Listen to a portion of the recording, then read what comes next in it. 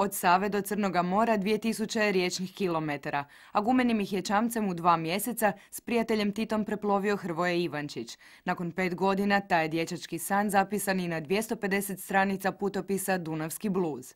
Bluz za mene nije samo glazba, već osjećaj. Dakle, ono što smo mi doživjeli na rijeci, to se može sve nazvati bluzom, znači nečim dobrim i lošim što se provlačilo kroz jednu rijeku koja je onako lelujala i tekla. Bluzi u punom zagrebačkom kinu u Europi. Za literarni prvijenac prve reakcije su više nego odlične.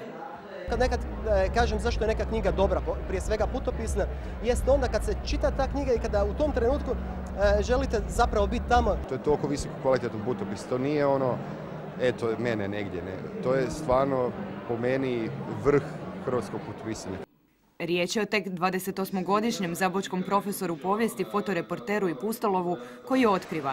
Čamac je prodan na kraju putovanja na koje je autor krenuo s idejom promijeniti svijet. Promijenio se samo on, u putopisca.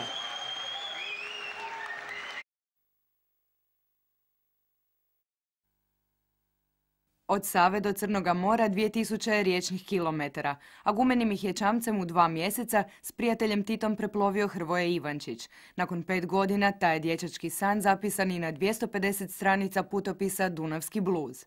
Bluz za mene nije samo glazba, već osjećaj.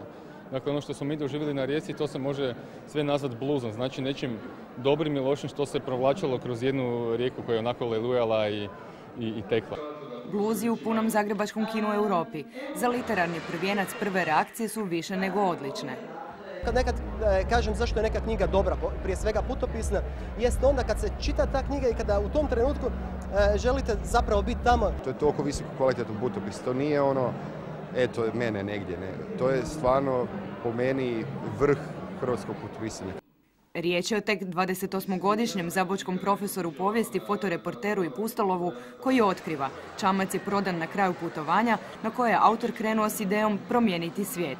Promijenio se samo on, u putopisca.